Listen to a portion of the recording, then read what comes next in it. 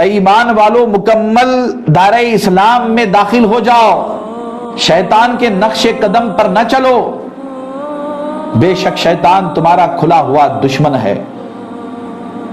شیطان کے دامے فریب میں ہم آ جاتے، ایسا نہیں ہے کہ صرف بیوی دامے فریب میں آ جاتی ہے، بچے دامے فریب میں آ جاتے ہیں، باپ بھی دامے فریب میں آ جاتا ہے، پورا کا پورا خاندان، پوری کی پوری فیملی شیطان کے مکر و فریب کا شکار ہو جاتی ہے۔ اللہ اکبر۔ ہم سے فرمایا جا رہا ہے کہ بیوی کی محبت، اولاد کی محبت، مال کی محبت ایسی نہ ہو جو تمہیں اللہ اور اس کے رسول سے غافل کر دے۔ وہ مال، وہ اولاد اور وہ بیویاں جو اللہ اور اس کے رسول کی محبت سے غافل کر دیں، اللہ کی عبادت سے غافل کر دیں، وہ یقیناً ہمارے لیے فتنہ ہے، وہ یقیناً ہمارے لیے بہت بڑی آزمائش ہے۔ اس پر ہمیں خصوصی توجہ کرنی چاہیے۔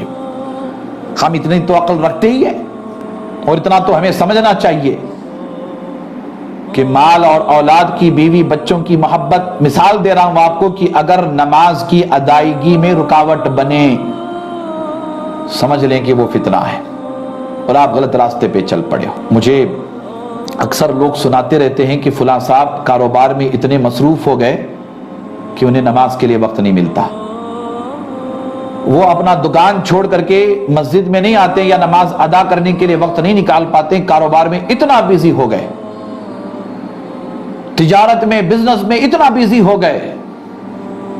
اللہ اکبر۔ میں نے ایک صاحب سے کہا کہ کاروبار میں اتنا بیزی ہو جانا کہ اللہ کا حق ادا کرنے کے لیے بھی وقت نہ ملے، تو میں نے کہا کہ انہیں رزق دینے والا کون ہے؟ ان کا کاروبار کیا ان کی اپنی محنت سے چلتا ہے محض؟ کیا ان کا کاروبار گاہکوں کی وجہ سے چلتا ہے، کسٹمرز کی وجہ سے چلتا ہے محض؟ اللہ تبارک و تعالی رزاق حقیقی ہے، وہ فیصلے فرماتا ہے تو کاروبار چلتے ہیں، اس کی بارگاہ سے فیصلے ہوتے ہیں تو رزق دیا جاتا ہے، اس کی بارگاہ سے فیصلے ہوتے ہیں تو رب تبارک و تعالی کامیابی، کامرانی کاروبار میں عطا کرتا ہے۔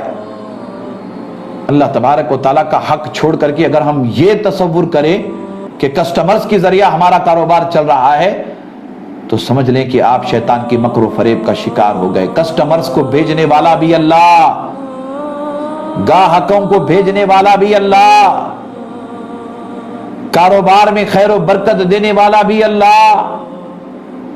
بحیثیت خیر امت ہمیں اس پر توجہ کرنی چاہیے۔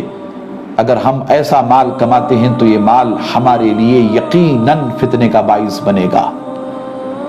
ایسے ہی اولاد، ایسے ہی بیویاں،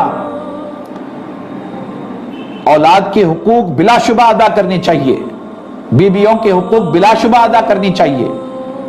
خواتین اپنے شوہر کے حقوق ادا کریں، بچوں کے حقوق ادا کریں، ماں ہونے کی حیثیت سے، بیوی ہونے کی حیثیت سے حقوق ادا کرنے میں بالکل مخلص رہیں، مگر قطعی طور پر شوہر کی محبت میں، بچوں کی محبت میں، یا شوہر بیوی کی بچوں کی محبت میں اتنا اندھا نہ ہو جائے کہ وہ اللہ اور اس کے رسول کی اطاعت سے دور اور غافل ہو۔